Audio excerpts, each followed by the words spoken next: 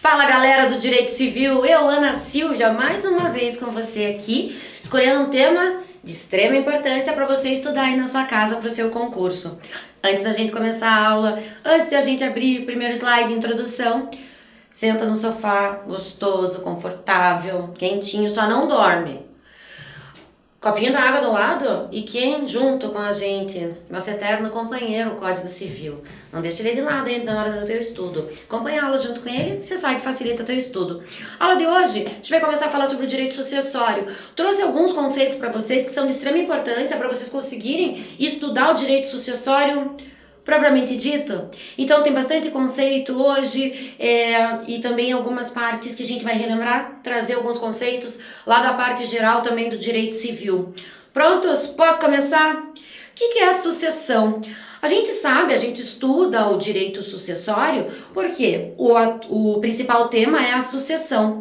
Só que vejam, a sucessão ela não quer sempre dizer que a gente está frente a uma transmissão de patrimônio por causa da morte de uma pessoa, transferindo seus bens para os seus herdeiros. Sucessão ela pode ser tanto inter vivos ou ela também pode ser causa mortis. A sucessão inter vivos ela não é matéria estudada aqui nessa matéria, ela não é um assunto estudado aqui nessa matéria. A gente vê a sucessão inter vivos lá no direito obrigacional e também no direito contratual. Toda vez que a gente se referiu, a partir de hoje, dentro das aulas do direito sucessório, sobre sucessão, eu quero que vocês tenham em mente que é sempre a sucessão e a gente está se referindo à sucessão causa mortes, sempre pela morte de alguém e daí a transferência do seu patrimônio para os seus herdeiros. O que é o direito sucessório? O direito sucessório nada mais é do que uma regulamentação, são normas que regulamentam a transferência do patrimônio daquele que morre para os seus respectivos herdeiros. Também regula a possibilidade ou não da transferência do patrimônio daquele que morreu, do de cujos, para outras pessoas além dos seus herdeiros. É por isso que a gente estuda o direito sucessório.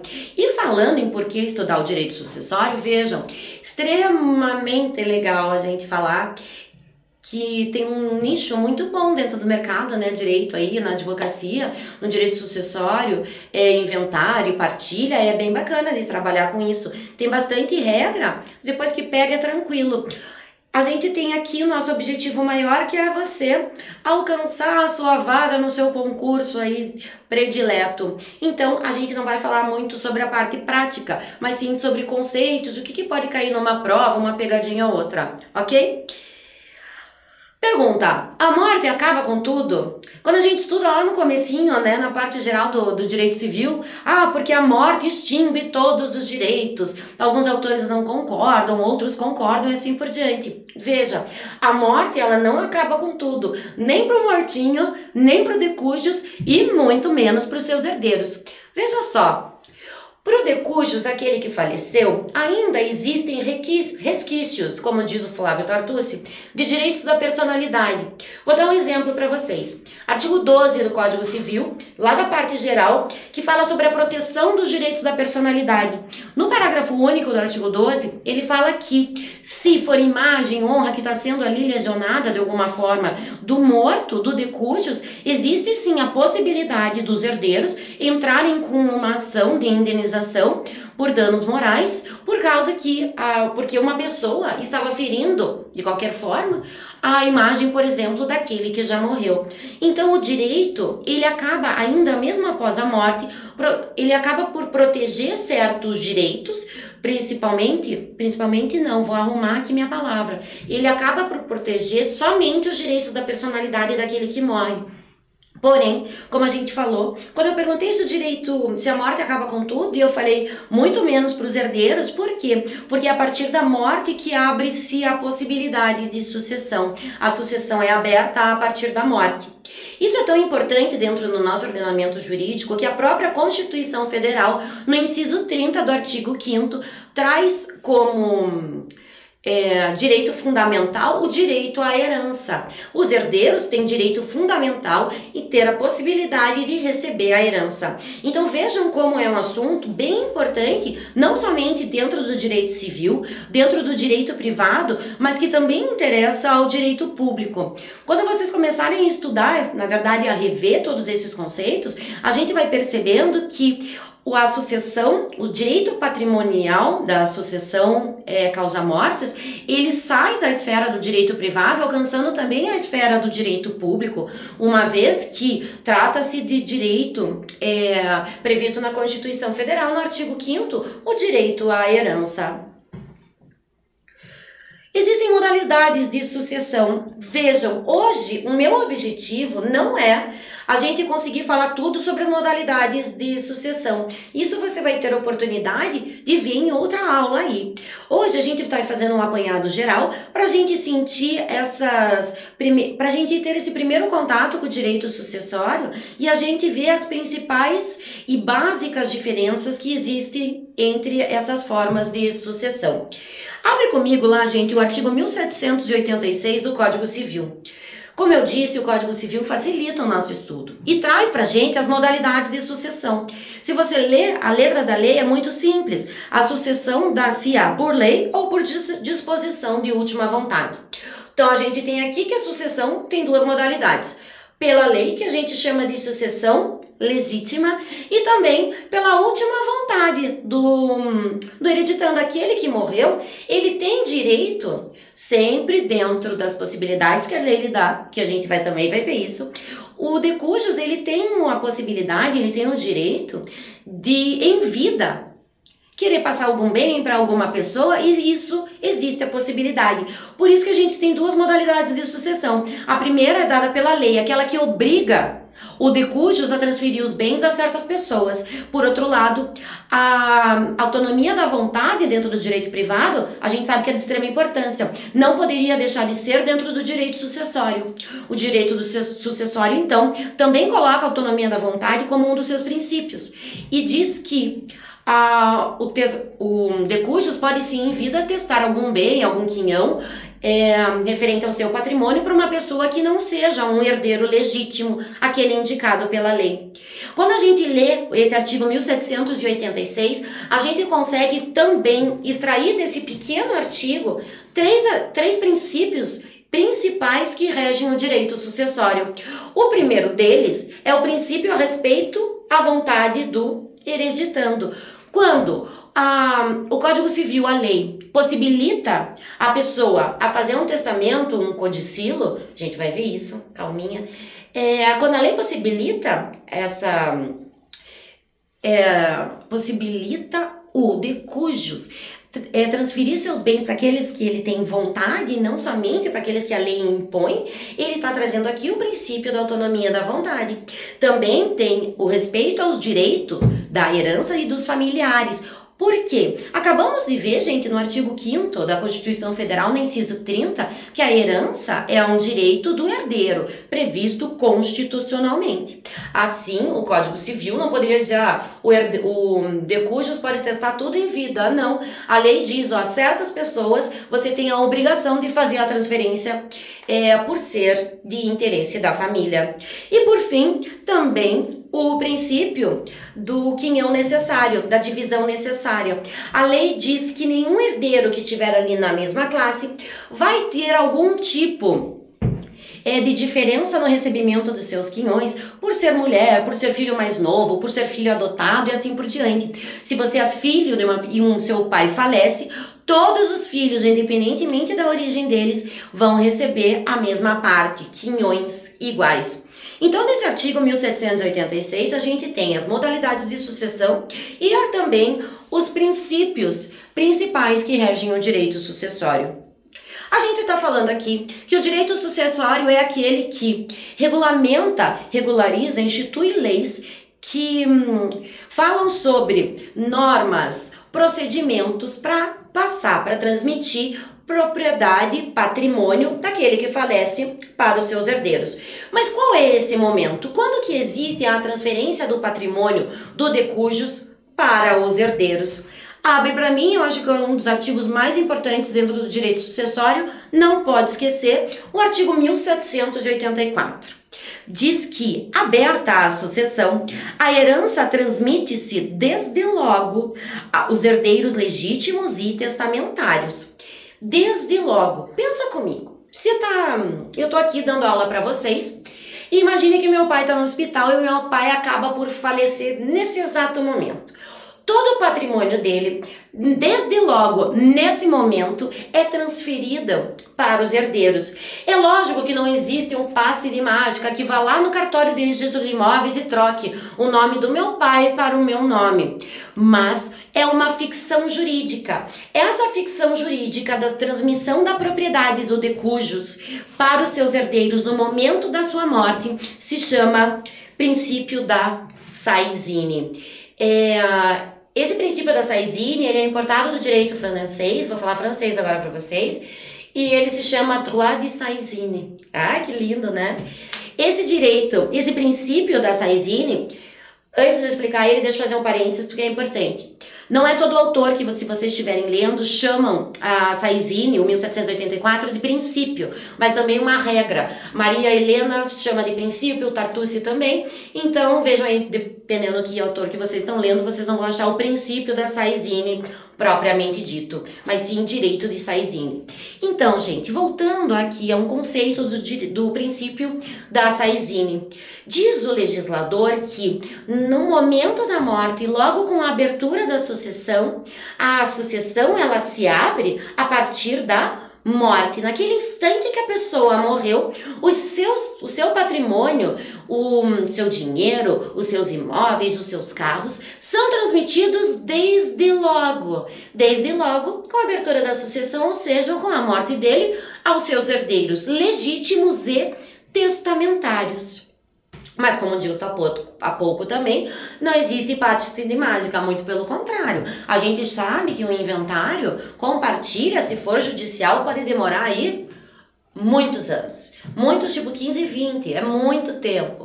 Porque os herdeiros acabam brigando muito para dividir bens e assim por diante.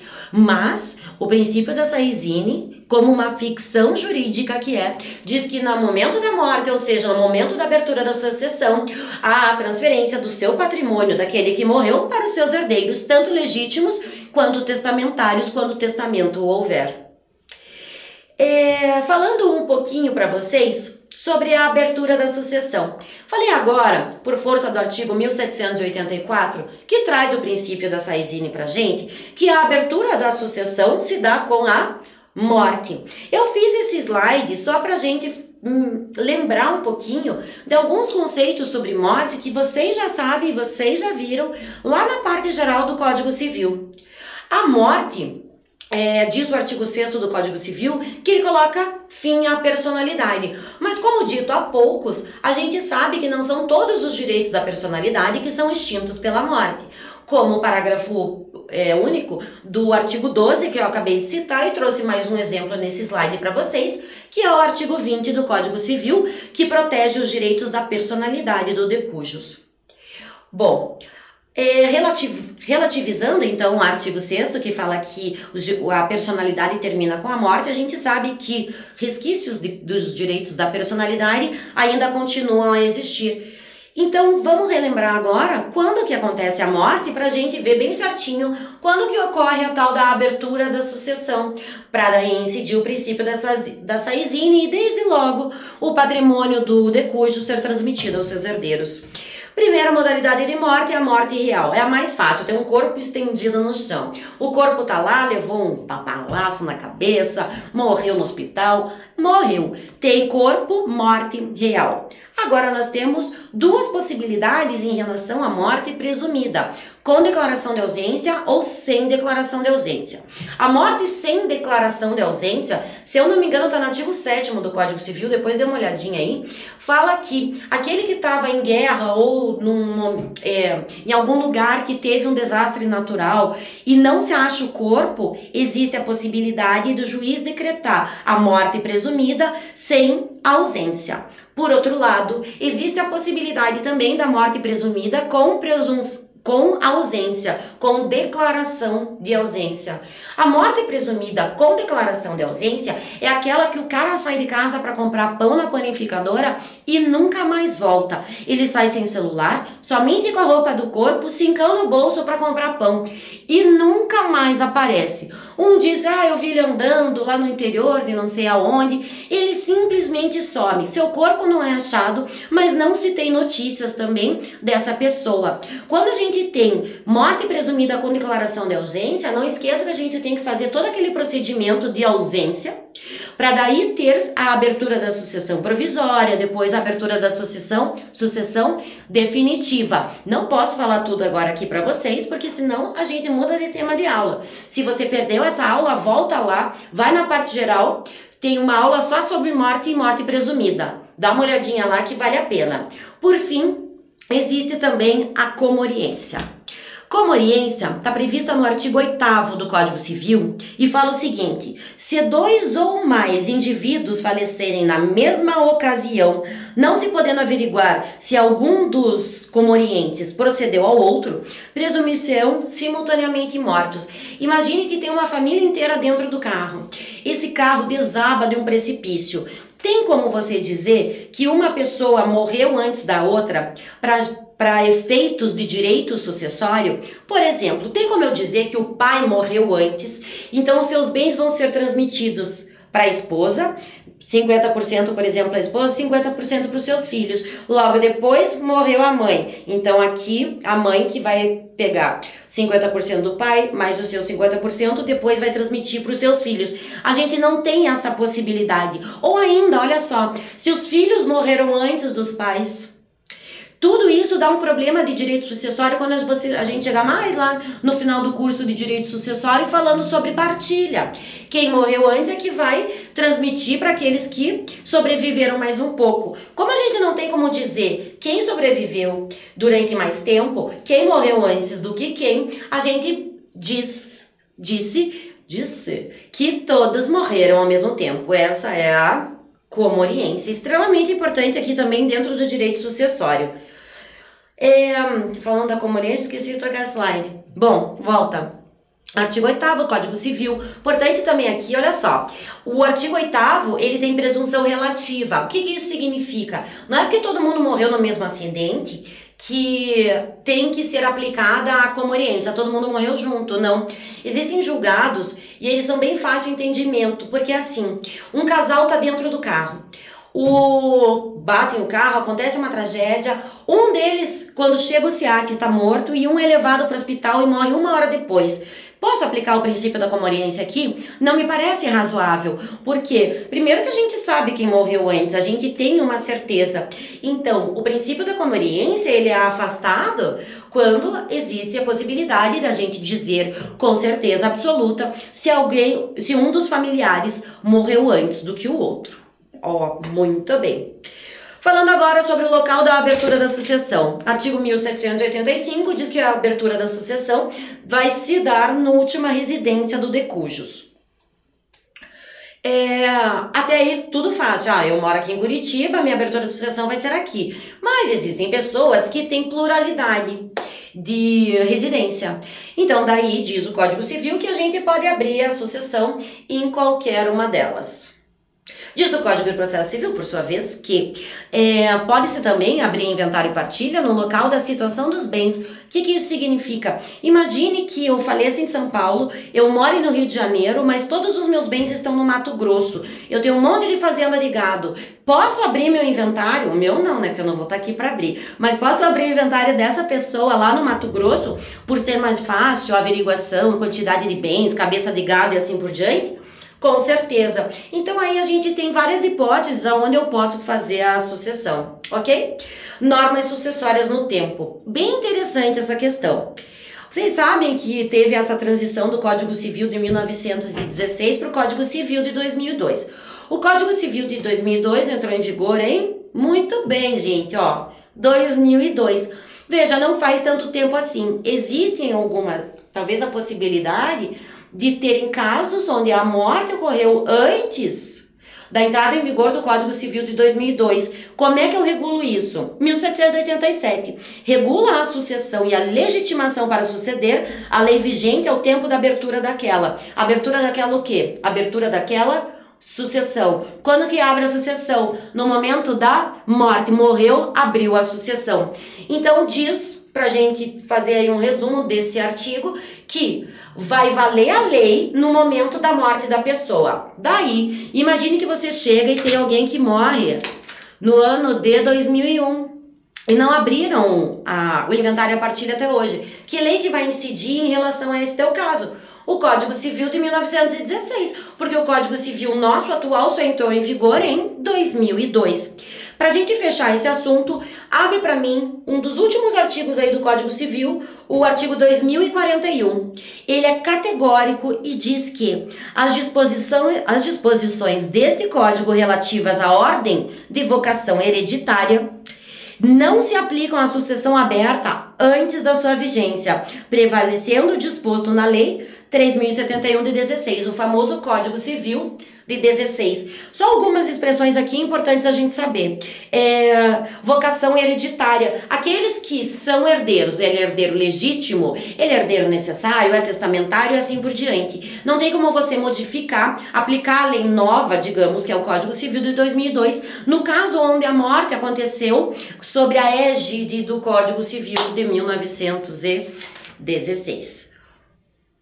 Até aqui foi falando muito, né? Tomar uma aguinha. Bom, pra gente também começar a entender bem o direito sucessório, eu tenho que entender quais modalidades de herdeiro a lei me traz. Eu tenho duas modalidades e dentro da primeira modalidade eu tenho mais duas modalidades. O direito gosta de uma classificação, né? Modalidades de herdeiros. Os herdeiros legítimos. Se é legítimo é porque vem pela lei. Os herdeiros legítimos estão lá, instituídos pelas leis. Os sucessores legítimos, a gente pode dizer que tem duas modalidades. Aqueles herdeiros necessários. Quando que eu sei que um herdeiro é necessário? Código Civil, artigo 1846. Antes do 46, dá uma olhada no 1845. São herdeiros necessários. Viu que disse? Os descendentes, os ascendentes e o cônjuge. O Código Civil diz pra gente, herdeiro necessário, ascendente, descendente e o nosso parceiro aqui do lado, o cônjuge. Ai, prof, mas eu tenho união estável. Cônjuge e companheiro equiparados pela lei, tá tudo certo. Esses herdeiros necessários, eles são protegidos pela lei.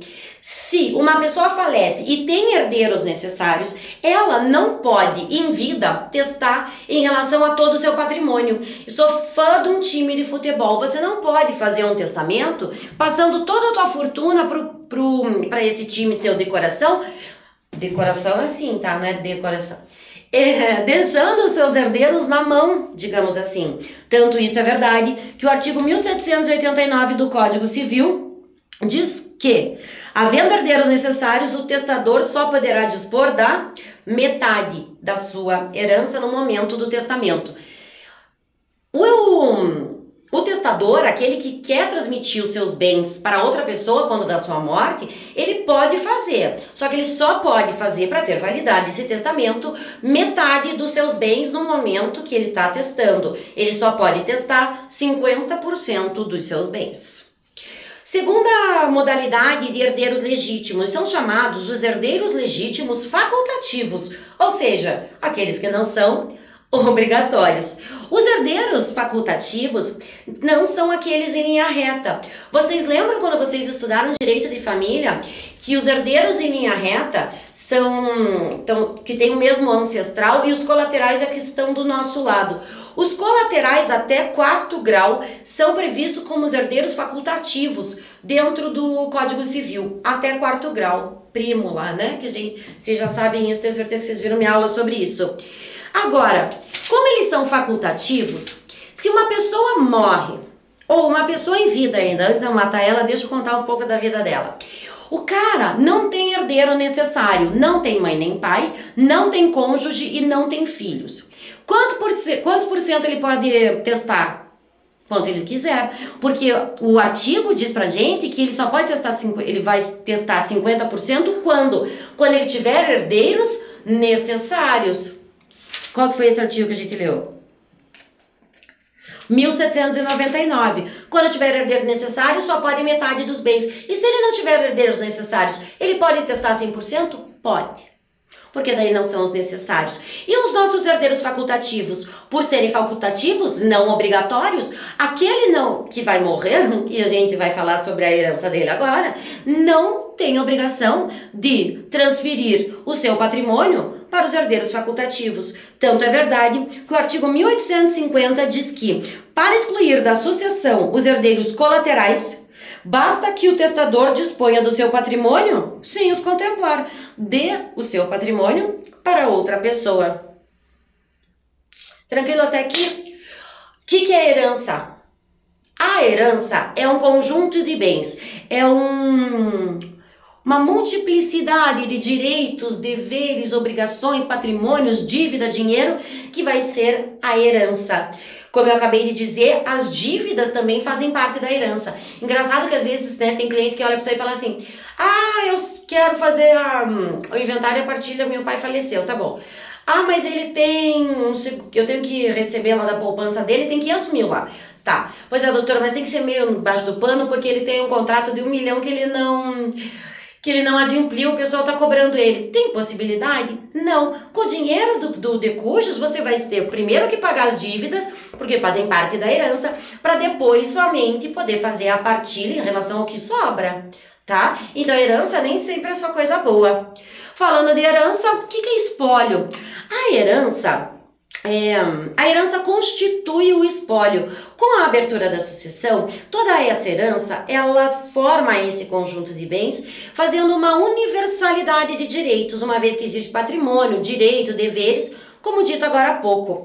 O espólio, ela não é uma pessoa jurídica, uma vez que ele não possui CNPJ, então ele não pode ser comparado a uma pessoa jurídica, mas mesmo assim, possui o espólio legitimidade jurídica, legitimidade processual, para falar em juízo. O espólio, ele é representado por um inventariante, que vai falar em nome do espólio.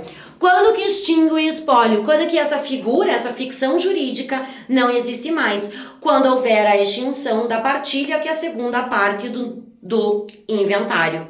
Achei essa frase assim interessante a gente terminar de uma forma mais relaxada a aula de hoje. A morte não é o fim, resta sempre a luta pelo espólio. Gente, espero que tenha contribuído para o estudo de vocês e espero vocês na próxima aqui na Cultive. Beijo!